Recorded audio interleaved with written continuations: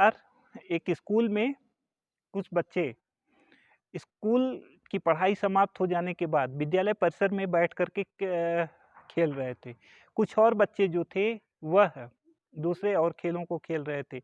देखते ही देखते उन बच्चों में आपस में संग्राम शुरू हो गया और जितने सारे बच्चे वहाँ उपस्थित थे सभी आपस में बहुत बुरी तरह से लड़ने लगे। वहाँ देख-रेख के लिए कोई नहीं था जो कि उनकी लड़ाई को शांत कर पाता। इतने में ही किसी एक गुट के बच्चे ने वह पास में ही ढेर सारे कागज़ को इकट्ठा किया और इकट्ठा करने के बाद उसमें आग लगा दी और देखते ही देखते चूँकि हवा तेज़ चल रही थी, उसमें से कागज़ का एक जलता हुआ टुकड़ा पास में जो विद्यालय का स्टोर रूम था, उसमें जाकर के गिर पड़ा और थोड़ी ही देर में उस स्टोर रूम में रखे हुए जितने भी सामान थे, वह धू-धू करके जलने लगे।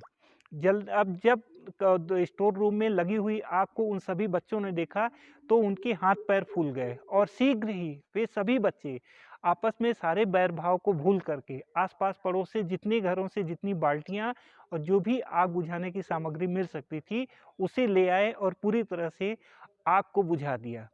लेकिन दुर्भाग्य कि उस स्टोर रूम में रखा हुआ एक ऊपर तहखाने पर एक चिड़िया का बच्चा बैठा हुआ था और उसके नीचे घोंसले में उसके 3 छोटे-छोटे बच्चे थे।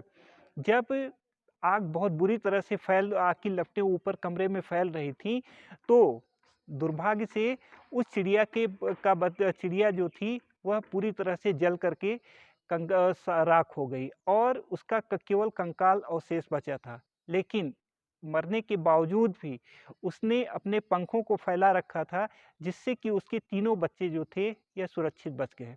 अंत में जब आग बुझ गई और बुझ जाने के बाद वे सभी बच्चे जाकर के वहाँ पर देखे, तो देखा कि चिड़िया जो थी वह जल कर के राख हो गई थी, केवल उसका कंकाल अवशेष था। लेकिन उस कंकाल के नीचे उसके तीनों बच्चे जो थे, यह ची-ची करके रो रहे थे। इसके बाद इस संपूर्ण घटना को देखने के बाद वे बच्चे बहुत अधिक दुखी हुए और उन्होंने आपस में एक-दूसरे से क्षमा माँगी और क्षमा माँगने के बाद यह तय किया कि आज के बाद वे कभी भी विद्यालय परिसर में किसी तरह से का कोई कोलाहल अथवा झगड़ा नहीं करेंगे। इसके बाद उसमें से एक बच्चे ने कहा कि आज इसकी माँ ने अपनी जान दे कर के अपने बच्चों की रक्षा की है। इस पर एक दूसरे बच्चे ने कहा, इसीलिए तो हम माँ को माँ कहते हैं। माँ के अंदर ही केवल यह ममता होती है कि वह अपनी जान दे कर के अपने बच्चों की रक्षा करती है।